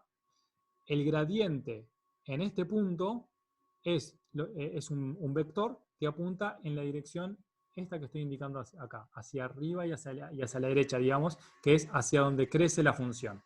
¿Ah? El gradiente, estando parado en un punto, es un vector que te dice hacia dónde te tenés que mover si querés moverte en la dirección en la que crece la función. Y si mirás en la dirección opuesta, lo que tenemos es la dirección en la cual decrece la función. ¿Ah? Frases que quizás se acuerden, el gradiente es la dirección de máximo crecimiento de una función. Estando parados en un punto, el gradiente nos dice hacia dónde la función está creciendo más. ¿Ah? Tenemos unos materiales ahí que están en el EVA por si quieren repasar un poco de esto. ¿Ah? Pero el gradiente es un concepto importante y lo que voy a... ¿Sí, perdón? No, si esos materiales ya estaban en las clases esas que no he mirado de OpenThing o en otras clases que van a poner. Están en una clase de OpenThing que ahora, o sea, me hiciste prender la lamparita ahora. Podemos poner link a unas clases de OpenThing donde están donde está presentado el tema de gradiente. Eso no está todavía, pero lo podemos agregar. Pero están en unos PDFs que están como material adicional. ¿Ah? Y voy a buscar alguno más donde introduzcan más el tema de gradiente, porque ahí está como, quizás estén mezclados un montón de cosas. Voy a ver si hay algo donde pueden leer exactamente el tema este. ¿Ah? Pero sí. Sí, no, en algún momento lo vimos, pero viste que mirar las clases Sí, sí, de sí. repente te ayuda a cosa, pero a reflejarlo. Totalmente. Gracias. No, por favor. Entonces, básicamente, las ideas que hay atrás de esto son métodos iterativos, o sea, vamos actualizando el punto. El gradiente es el que nos va a dar la información de hacia dónde nos tenemos que mover, porque es el que nos dice hacia dónde está disminuyendo la función de pérdida. Y el descenso por gradiente es el nombre del algoritmo que bajo ciertos criterios hace eso. Entonces, vamos a volver a la notación que teníamos al principio, esta. Vamos a tratar de buscar el mínimo de la función f, donde nos vamos a mover en un conjunto X, que vamos a asumir que es Rn. ¿Ah? Esto es lo que se llama optimización sin restricciones. O sea, no tenemos restricciones sobre los parámetros. Los parámetros pueden ser cualquier cosa. No necesariamente tienen que ser positivos, no necesariamente tienen que estar en determinado conjunto. Entonces queremos resolver eso. Tenemos una función que voy a asumir que es derivable. Después voy a decir qué pasa si no. Es una función que vamos a asumir que es derivable o diferenciable, y queremos encontrar el mínimo, el punto X, que es el que estaba jugando el papel de W. ¿Sí? Les pido disculpas por el cambio de notación, que es el juego de parámetros que minimiza la función de costo. ¿Sí? O sea, acá la F es la que era la función de costo. Lo que pasa es que quería como comentarlo en el contexto general de optimización, y tenemos ese problema que la notación que usamos en estos casos no es la misma que se usa cuando hablamos de funciones de pérdida y parámetros. Entonces hay que hacer la traducción simplemente, pero cualquier cosa voy a tener particular cuidado con eso. Entonces, ¿qué es lo que hace el descenso por gradiente? Partimos de un punto inicial, que puede ser cualquiera, al azar, o capaz que tenemos alguna idea de por dónde anda, y generamos una sucesión de puntos, que es esa sucesión que veíamos en la animación, que va actualizando y que va tratando de encontrar mejores soluciones al problema de minimización. ¿Qué quiere decir eso? Bueno, la idea es que cada punto mejore, o sea que el valor de la función en cada punto, en el punto nuevo que voy a calcular, sea más chico, porque estoy minimizando, que el que tenía hasta ese momento. ¿Sí? Entonces voy a tratar de ir actualizando, voy a tratar de irme moviendo en esos puntos para tratar de que la f vaya decreciendo. ¿Ah? Si logro esto, y lo sigo haciendo hasta que, no sé, hasta que se cumpla determinada condición de parada, hasta que se me pase el tiempo que tengo determinado para hacer el entrenamiento, lo que sea. ¿Sí? Pero lo importante es que si lo sigo haciendo, voy a obtener cada vez mejores y mejores aproximaciones. Y una cosa que es sumamente importante, y ya lo enlazo con lo que comentamos al principio, si la función f es convexa, tenemos garantías que esto nos lleva al mínimo global. ¿Ah? Si la función f es convexa y diferenciable, tenemos garantías que este procedimiento nos lleva al mínimo global. ¿Cuál es el procedimiento? Bueno, básicamente es este. Agarramos un punto, estamos en el punto xk. ¿Cómo actualizamos el punto xk? Esta pregunta me quedó ahí, pero viene después. ¿Cómo estamos en determinado punto xk? ¿Cómo nos movemos al punto xk más 1? O sea, ¿cómo elegimos el punto que viene? Bueno, es el punto donde estoy y me muevo un poco en la dirección de menos el gradiente. Recuerden, el gradiente es la dirección de máximo crecimiento, menos gradiente es la dirección en la cual decrece la función de costo, que acá se llama f, y el alfa es lo que mide cuánto me voy a mover en esa dirección. Me voy a mover un poquito, capaz que voy a ser cuidadoso y me voy a mover un poquito. Ahora vamos a discutir un poquito de esas cosas. Pero la idea es esa, estoy parado en un punto y voy a moverme a un punto mejor. ¿Qué quiere decir mejor? Quiere decir que la función de costo es menor, es más chica. Eso es esto que aparecía acá. ¿Por qué el gradiente? Entonces, ahora sí. Bueno, porque el gradiente, es lo que estábamos conversando recién, el gradiente nos garantiza que en esa dirección, en esa dirección que nos da ese vector, que es la dirección de menos el gradiente, la dirección que nos vamos a mover, la función es decreciente. Entonces, si la función es decreciente, si me muevo en esa dirección, voy a obtener un punto cuyo valor funcional es más chico.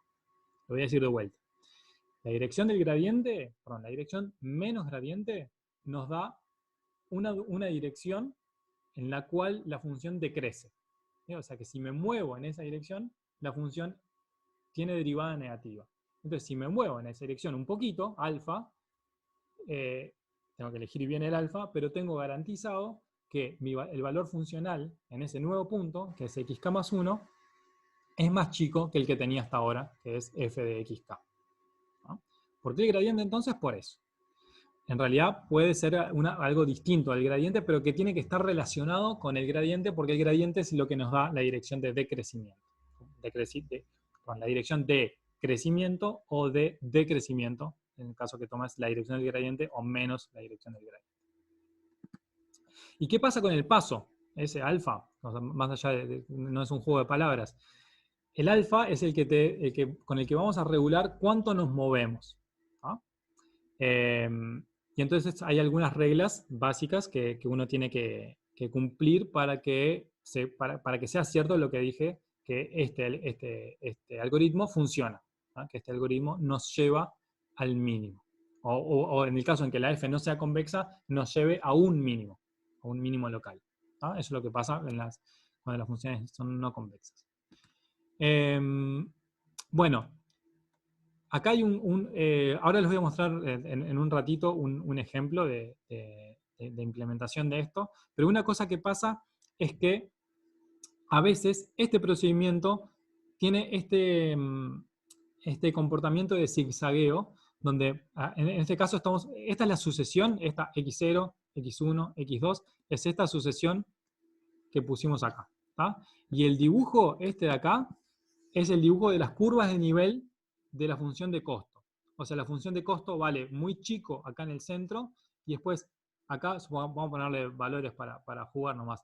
En toda esta curva, ¿sí? Toda esta curva es x1, x2, es el análogo de w1 y w2 en el ejemplo de la animación. O sea, estamos mirando el piso.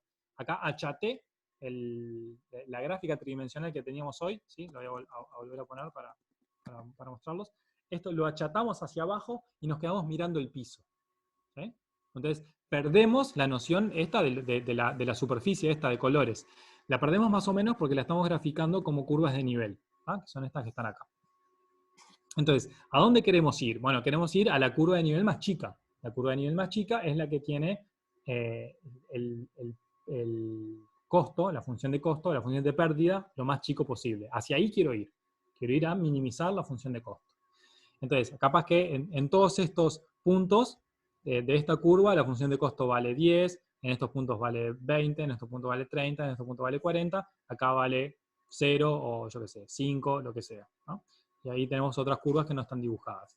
Entonces yo parto de este punto de acá, tengo en este punto de x0 tengo determinada función, tengo determinado costo, que dijimos que era 40 o algo así, y me muevo en la dirección de menos gradiente. Fíjense, acá el gradiente, una cosa que vale la pena recordar geométricamente, es que el gradiente es perpendicular a las curvas de nivel. O sea, el gradiente acá apunta hacia afuera, hacia acá. El gradiente apunta hacia acá.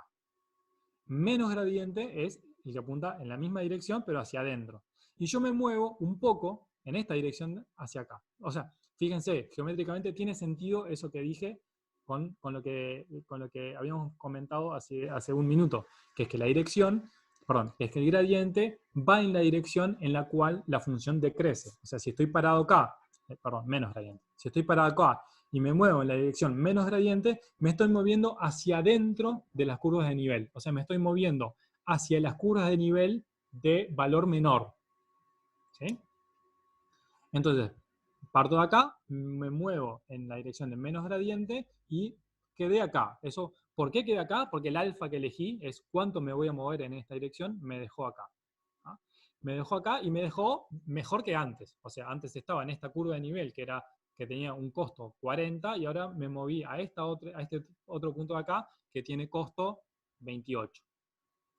De acá calculo el gradiente va para afuera, menos gradiente tiene esta dirección y me muevo cierta cantidad alfa, me muevo de vuelta en una dirección que sirve porque me estoy moviendo hacia curvas de nivel que tienen costo menor y quedo acá. Estoy en una curva que tiene costo 17. Pues me muevo para acá, me muevo para acá, me muevo para acá y así. ¿Sí? Y esto sigo repitiendo, repito, sigo iterando y llego con cierta precisión a el óptimo de esta función de costo. ¿No? Este zigzagueo se puede corregir, ¿no? Y hay un montón de formas para hacerlo. Quiero que presten atención a que el paso que vamos tomando es cada vez más chico. O sea, el alfa y ahora voy a pasar a la diapositiva siguiente. Olvídense por ahora de este de acá. El alfa puede ser un alfa, y en general es un alfa, que depende de K. O sea, el primer paso me muevo, porque pienso que estoy lejos, entonces me muevo bastante, y me muevo para acá. Esto, no sé cuánto. Me muevo 1. Y después me muevo para acá, pero me muevo menos que 1. Me muevo 0,8. Y después me muevo para acá, pero me muevo menos que 0,8. Me muevo 0,62. Y así. Y cada vez me muevo menos. ¿Ah? O sea, una opción razonable es determinar pasos decrecientes, ¿ah? Como 1 sobre K, por ejemplo. 1, 1 medio, 1 tercio, 1 cuarto, 1 quinto. ¿Sí? En la primera iteración me mueva 1, en la segunda 1 medio, en la tercera 1 tercio, 1 cuarto, 1 quinto, 1 sexto, etc. Con eso, por ejemplo, tenemos garantías, hay teoremas que nos dicen que esto funciona y convergemos al óptimo. ¿Ah? También se pueden usar pasos fijos. ¿Ah? No hay que tenerle miedo tampoco a eso, pero siempre hay que probar. ¿Ah? Siempre hay que tener en cuenta que esto es un parámetro de la optimización, el paso es un parámetro importante, es lo que influye para los que alguna vez trabajaron con redes neuronales, es lo que está atrás del learning rate, digamos, de la tasa de crecimiento. Básicamente lo que hay atrás es este fenómeno. Sí. Marcelo, una preguntita. Sí. ¿Cómo sabemos cuando descendimos al más óptimo? O sea, porque acá nomás solo variando el alfa nos damos cuenta que podríamos llegar a diferentes mínimos. Solo la prueba de testeo y cross-validación nos va a decir si lo encontramos, no hay otras formas. Bien, buena pregunta. Nosotros tenemos una función de costo, ¿sí? Que es la f, y en el caso, una cosa que no quise agregarla a la clase porque no quería agregar demasiado ruido, pero una cosa que sí es cierta es la siguiente. Que quería dibujar, pero bueno, no importa. Si recuerdan de cálculo 1 o de los primeros cursos de matemática, cuando uno tiene un mínimo local, una función donde tenemos un mínimo, vamos a hacerlo así, tenemos un mínimo así, ¿sí? Tenemos como x cuadrado, por ejemplo, en el lugar donde sea el mínimo, tenemos derivada 0, ¿sí? Tenemos una derivada horizontal. Eso es equivalente, eso se generaliza, y cuando tenemos una función definida en Rn, donde se da el óptimo, lo que tenemos es gradiente 0. Entonces, una forma de medir cuán cerca o cuán lejos estamos, quiero ir al dibujo, cuán cerca o cuán lejos estamos de esto de acá, es la norma del gradiente. O sea, si tenés un gradiente grande, estás lejos. Y si tenés un gradiente chico, estás más cerca. Y ahí vos elegís cuál es tu criterio de entrenamiento, que es, bueno, voy a seguir iterando esto, o sea, voy a seguir calculando estos puntitos y a seguir mejorando mi entrenamiento, mi XK, mi entrenamiento, hasta que la norma del gradiente sea menor que 1 por 10 a la menos 5, por decir algo. ¿Ah? Y eso es algo que también es algo que uno va probando. ¿Ah? Ese es un criterio posible, que viene de la mano de lo que se llaman las condiciones de optimalidad de los problemas de optimización. Cuando uno programa los algoritmos de optimización que está usando, es algo que tiene que tener en cuenta. ¿Sí? Es algo que uno tiene que tener en cuenta si la función es convexa o si no, cuál es el alfa que estamos usando, cuál es el método que estamos usando, podemos usar otras cosas que no sean descenso por gradiente, obviamente, cuál es la condición de parada.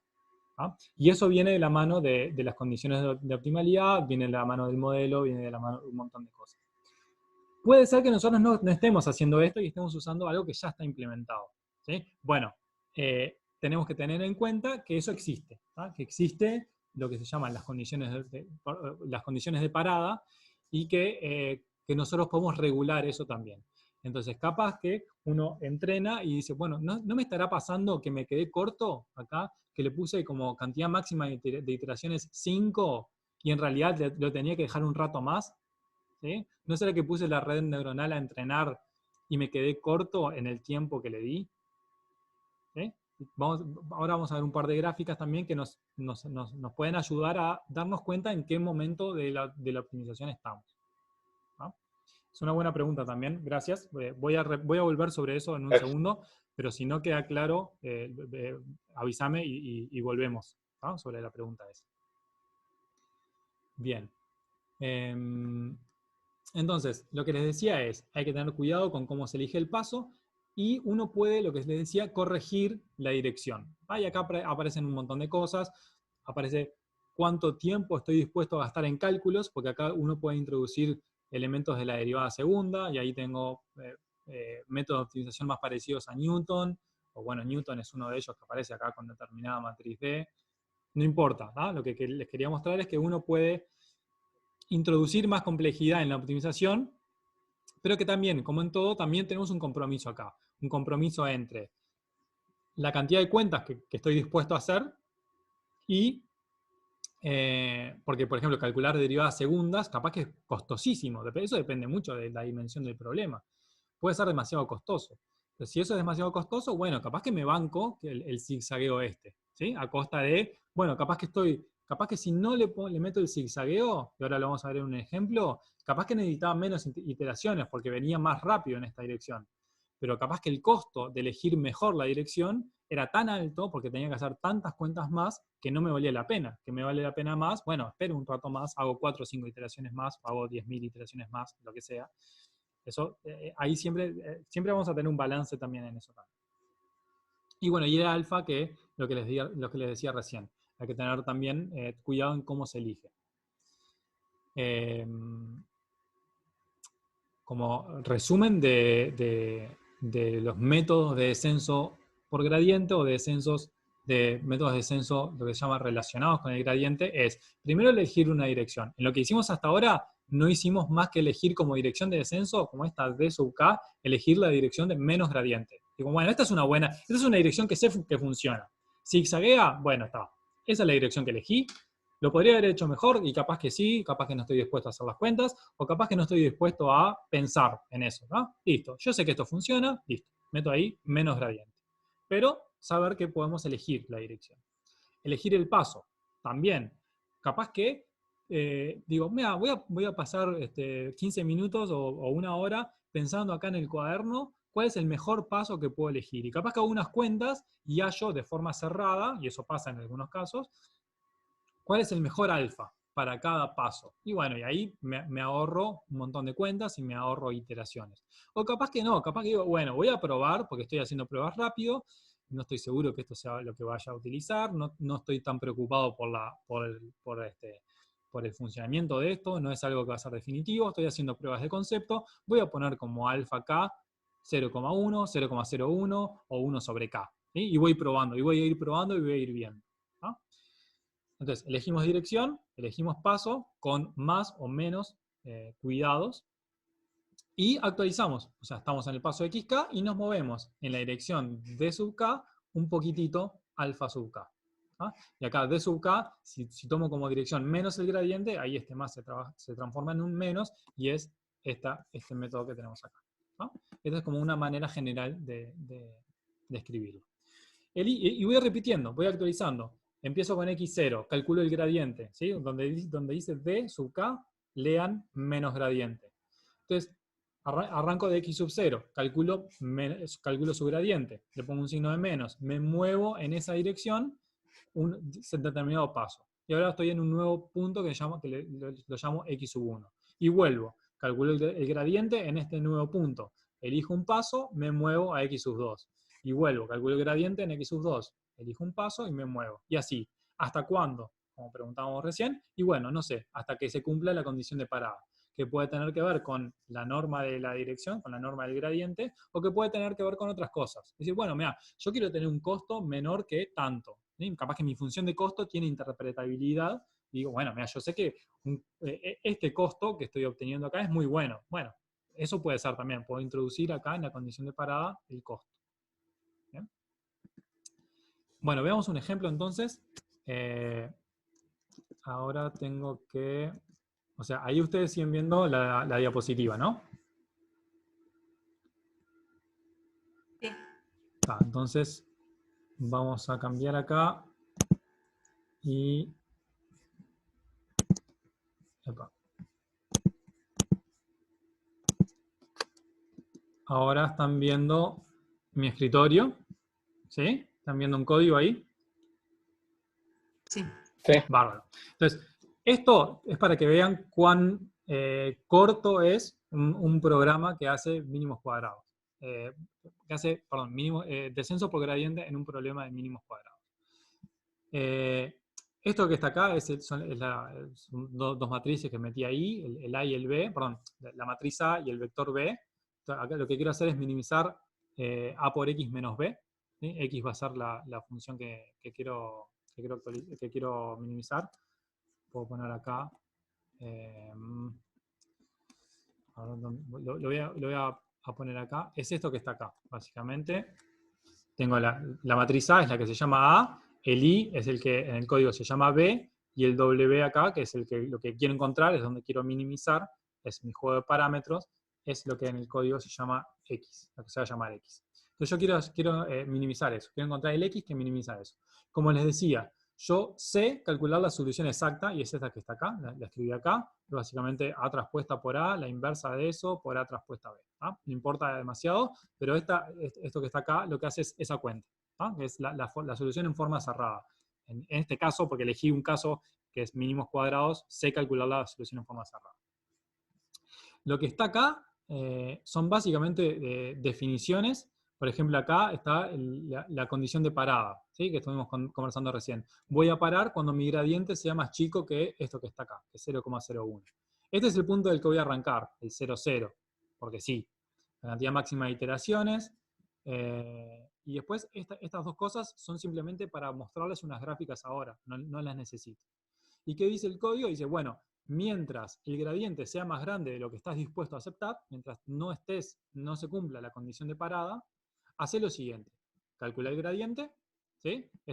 La cuenta del gradiente la hice en una hoja y la metí acá, que es 2 veces A traspuesto por A por X, no importa, ¿tá? Pero esa es la cuenta del gradiente, la hice en una hoja y la puse acá. Elegí el paso, en este caso fíjense que estoy eligiendo un paso que no depende de la iteración. Es un paso que vale siempre lo mismo, vale 1 dividido esto que está acá, ¿tá? Que es algo que depende de la matriz A. Es un paso fijo, vale siempre lo mismo. O sea, en el dibujo de hoy, en este dibujo donde estamos haciendo el zigzagueo, perdón, me fui mucho para atrás. En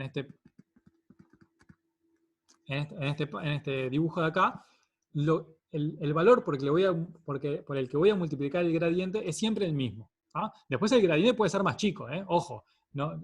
Quizás cometí un error al relacionar tan directamente la longitud esta con el alfa.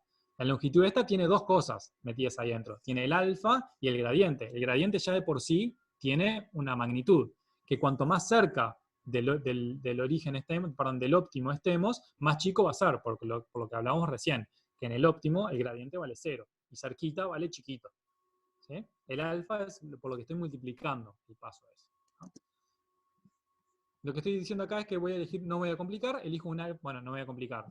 Esto sale de algún lado, pero podríamos poner acá, en lugar de alfa esto, podríamos haber puesto, y ahora lo hacemos si quieren, ponemos 0,1, yo qué sé, probamos cosas.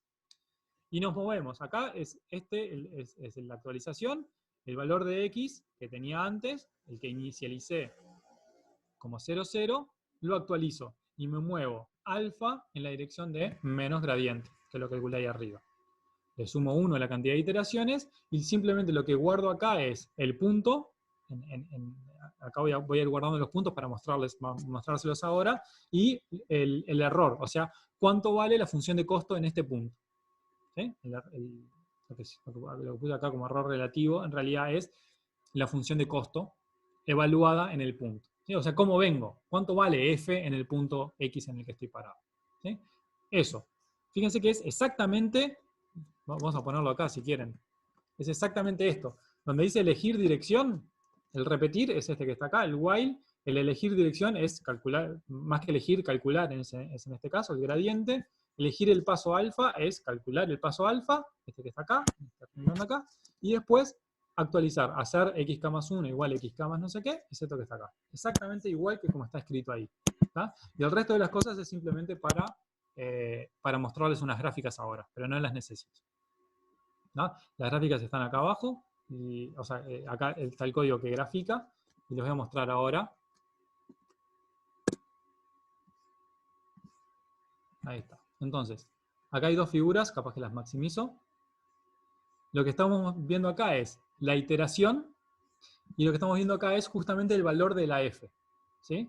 Entonces, el valor este que está acá, que es 1, ¿sí? Este 1 que está acá, es el error que tenía, el error, o sea, cuando digo el error, en este caso me estoy refiriendo a cuánto vale la función de costo.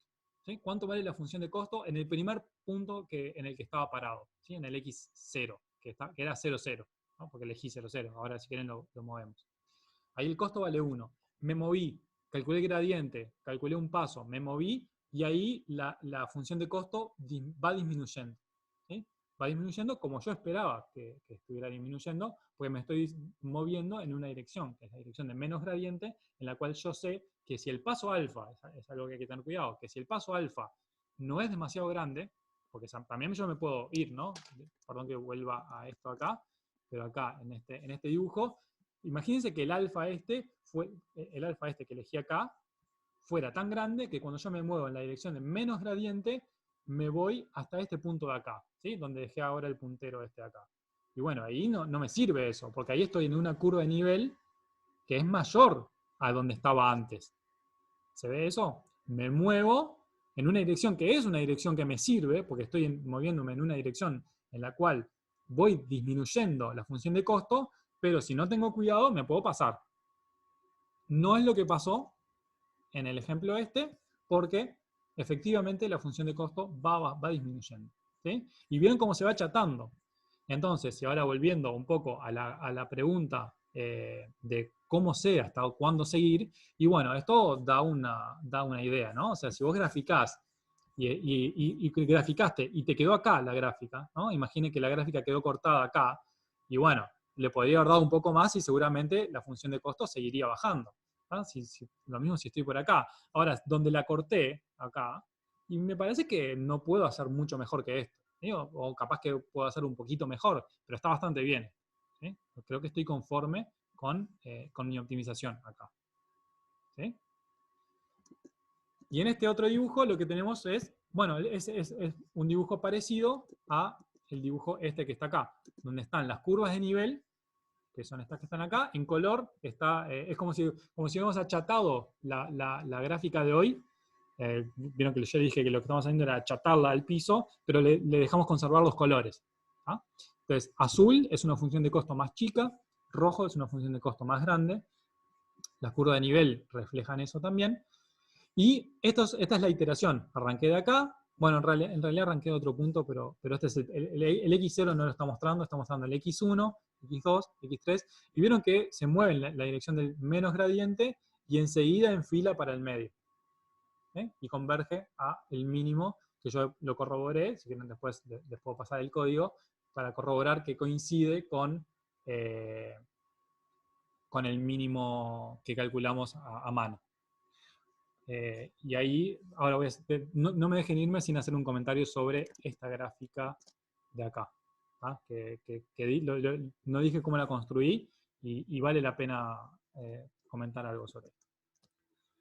¿Se entiende el dibujo? ¿Sí? ¿Ilustra un poco? Sí. Bárbaro. Cambiemos un parámetro. ¿Sí? Cerremos esto.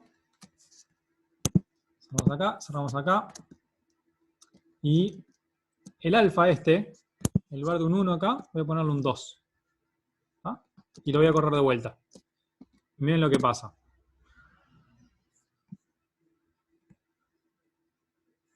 ¿Vieron ahí el zigzagueo?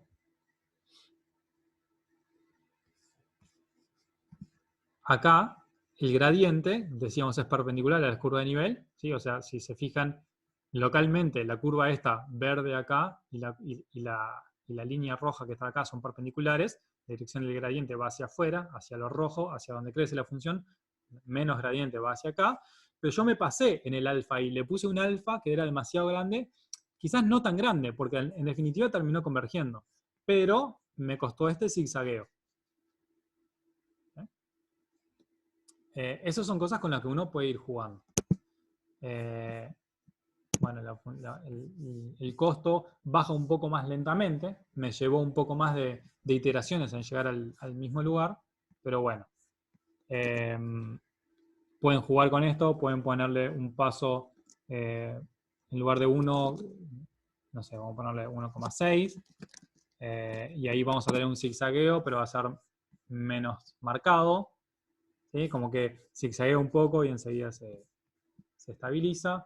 O bueno, podemos jugar un poco y podemos poner, yo qué sé, 0,01. No sé cuándo va a dar esto, pero probemos. ¿Sí? Bueno. No estuvo bien esto. Ah, bueno, sí, estuvo bien, sí. ¿Qué fue lo que pasó?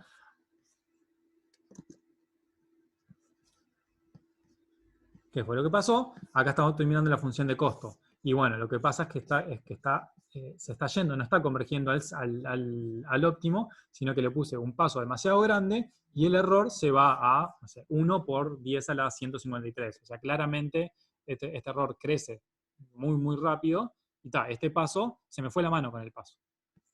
¿Sí? Entonces, ¿qué voy a hacer? Y bueno, yo ya sé cuál es el paso que tengo que usar, pero estoy jugando a que no lo sé. Bueno, le pongo un paso más chico, le agrego un 0 y pruebo. Y pruebo y todavía no. Todavía es un paso que es demasiado grande. Y bueno, le agrego, yo qué sé, le agrego 2 ceros y pruebo. Hay maneras de hacer esto de forma mucho más razonable. Y ahora sí. ¿Sí? Ahora tengo un comportamiento parecido con el que había arrancado. ¿Sí? Fíjense que me llevó más iteraciones. ¿Sí? O sea, como que hay más puntitos. Porque bueno, puse un paso más chico del óptimo, del que me hace llevar menos pasos, pero bueno, funciona perfecto y me lleva al óptimo en unas pocas iteraciones. ¿Bien? Bueno, yo después si quieren les paso este código para que jueguen. No voy a volver a cambiar porque ya queda muy poquitito. Estábamos acá, ¿no? Sí. Entonces, para ir terminando, hablamos de funciones diferenciables. ¿Qué pasa cuando las funciones no son diferenciables? Bueno, se puede extender. Todas estas cosas que vimos se pueden extender. Simplemente para que tengan como un ruido de otras cosas que hay. ¿No? Hay métodos de optimización para funciones no diferenciables y en lugar del gradiente aparece el subgradiente. Hay métodos modernos que se llaman más o menos, se llaman los proximal methods, que funcionan muy bien y son muy interesantes. Hay métodos que se llaman métodos acelerados, que el apellido clave ahí es Nesterov, que básicamente como que guardan un poco de memoria, tienen un poco de inercia, o sea, no se olvidan del paso anterior, no se olvidan de dónde venían, no se olvidan del cálculo del gradiente anterior. Entonces eso claramente disminuye el zigzagueo, por ejemplo, y se prueba teóricamente que converge más rápido que los métodos sin esa aceleración. Métodos estocásticos. ¿Qué pasa cuando no puedes calcular el gradiente porque tenés 1.000.000 de datos? Y cada cálculo del gradiente te implica 1.000.000 de multiplicaciones y sumas. Bueno, ahí lo que se puede hacer que es lo que se hace en redes neuronales, por ejemplo, es usar cálculos estocásticos del gradiente. O sea, en lugar de usar todos los datos de entrenamiento, los vas separando y los vas usando de a poco. En lugar de usar el 1.000.000 de datos de entrenamiento, usás algunos al principio y los vas alternando. ¿Sí? Y calculás lo que sería una aproximación del gradiente con esos 1.000 o 100.000 datos y vas variando ese conjunto y bueno, también hay teoría que te dice que estos métodos, con esos cálculos estocásticos del gradiente, convergen a cosas razonables. Hay otros nombres que aparecen por ahí, minimización alternada, cuando uno tiene funciones que no son convexas, y por lo tanto uno tiene que tener cuidado, y uno tiene dos parámetros, bueno, se hace la optimización respecto a uno y a otro, y a uno y a otro, y así va variando. Uno puede hacer la optimización coordenada a coordenada, en lugar de meter todo junto, o sea, hago una optimización en la primera coordenada, o sea, en el primero de todos los parámetros, y solamente en ese, y después hago lo mismo con el segundo, y después lo mismo con el tercero, y después vuelvo al primero, y después al segundo y al tercero, y así. Hay otras variantes de optimizaciones con restricciones, donde las restricciones pueden ser que vivan en variedades, que son variedades que son, yo sé, una esfera o cosas así. Nada, se pueden hacer cosas súper interesantes con eso. Quiero como darles un panorama de un montón de cosas que existen, que no necesariamente van a usar. Me acordé que tenía que decirles algo sobre esto otro y que no les dije. Yo acá hice un poquitito de trampa, porque acá yo usé que yo sabía cuál era el mínimo posta, digamos, que lo calculé en forma cerrada, para calcular cuál es el error, o sea, cuán lejos estoy. Pero yo en general no voy a tener eso, porque si yo estoy buscando el mínimo, claramente no tengo el mínimo para poder calcular cuán lejos estoy del mínimo. Digo, cuán lejos estoy en valor funcional, en valor de costo, del valor mínimo de costo. Pero lo que sí puedo graficar es el costo en sí. Y la forma de la gráfica es parecida. O puedo graficar las variaciones de la función. O sea, cuánto gané en la última iteración, ¿sí? O sea, estaba en X10, tengo X10, X11 y X12, digamos, ¿no? Los números de iteraciones. ¿Cuánto gané de X10 a X11? Eso es la diferencia entre F de X11 y F de X10, ¿sí? O sea, ¿cuál es el costo? ¿Cuánto gané en costo de la iteración 10 a la 11? ¿Y cuánto gané en costo de la 11 a la 12? Y eso lo voy graficando. Y cuando veo que ya estoy ganando poco, o sea, la gráfica se parece mucho a esto, ¿sí? Las primeras iteraciones son muy buenas en el sentido que ganas mucho, o sea, disminuís mucho el costo, y después cada vez es menos. Y cuando se va aplanando, decís, bueno, listo, ya está. Por más que siga iterando, ya no voy a ganar mucho más, ¿sí? Porque lo que estoy ganando en cada iteración ya es muy poco, ¿sí? Bien, me había olvidado de comentar eso. Y una cosa que quiero decir, que no lo puse, que me di cuenta tarde que no lo había incluido en las diapositivas, es que hay un montón de todas estas cosas que ya están implementadas y que ustedes en general van a usar cosas implementadas. Hay paquetes para Python de optimización que ya tienen un montón de cosas hechas, para MATLAB, para Julia, para R también. No sé, nunca lo usé en R, nunca hice, pero sé que también hay. Hay paquetes de optimización que ya tienen todo esto ya implementado y que uno básicamente tiene que ir y jugar un poco con los parámetros. Pero hay que saber qué es lo que hace cada parámetro para saber cómo jugar con los parámetros. Hay que saber que el paso ese alfa, que si pones un paso, que si te está, si la función de costo o la función esa que graficamos recién está divergiendo, capaz que es porque el paso es muy grande y voy a achicar el paso, ¿sí? Esas cosas hay que saberlas para saber cómo hay que tocarlas para corregirlas. Después le paso algunas referencias sobre algunas cosas que ya están hechas, sobre estas librerías que ya tienen todo implementado. Y ya estamos prácticamente sobre la hora. Algunas referencias de optimización. Hay básicamente dos libros que son la Biblia de optimización, que son el Boyd y el Bertseckas. El Boyd es en realidad de optimización convexa, el Bertseckas es de optimización en general. Hay otro libro que está bueno, que es el de Wright, de Stephen Wright, que es este que está acá. Yo escribí unas notas muy generales para un mini curso que di en un coloquio de matemática, que están en este link que está acá. Así que acá hay bueno, esto está en video también, por ahí en algún lugar. Esto en realidad es como parecido a lo que hicimos recién, en el sentido que son solamente 3 sesiones y da un abanico de cosas, pero son mucho más variopintas que lo que hicimos ahora. Entonces hay como distintas referencias en inglés y en español y de distinta calidad y longitud, digamos. Estos son 3 libros en inglés que están muy buenos y que cubren un montón de cosas. Y estas son unas notas en español de calidad dudosa, pero bueno, creo que sí, eso es todo lo que tenía para contarles. No sé si quieren hacer alguna pregunta. No voy a poner eso por si tienen alguna pregunta más sobre las diapositivas. Abrir el chat. Si los métodos acelerados están relacionados con las cadenas de Markov. Creo que no, en general, no. O sea, cuando uno trabaja con cadenas de Markov, y sobre todo, por ejemplo, con cadenas escondidas de Markov, hay cosas ahí que hay que ir optimizando y hacer estimaciones de parámetros en este sentido, pero no están atadas las aceleraciones estas, la inercia, con el concepto de Markov en general, ¿sí? Hasta donde yo sé, por lo menos.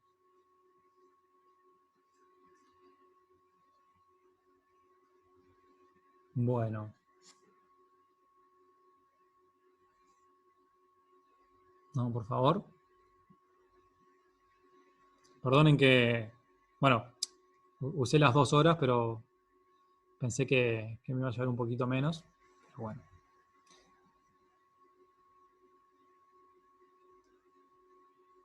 ¿Alguna otra pregunta? De mi parte, muy bueno, clarísimo siempre. Así Bueno. Que, ni te sueñes que voy a ir a mirar esos libros. No, claro. Lo puse porque siempre hay alguno que dice, bueno, esto me interesó, voy a mirar un poquito más sobre esto. O bueno, para que tengan también dónde ir a buscar, si en algún momento se enfrentan con algún problema y dicen, che, ¿cómo era eso de los pesos? Estoy probando y no me funciona. Bueno, van al Bertsecas y Bertsecas se los cuenta. Espectacular. Las notas capaz que sí. Es por falta de tiempo, no de interés. Sí, por supuesto. Bueno, arriba, hasta el lunes entonces. Bueno, el lunes sigue Guille entonces, les va a contar algunas cosas de redes neuronales. Y bueno, nos estamos viendo entonces. Gracias. Saludos. Gracias a ustedes, chao. Gracias. Chao.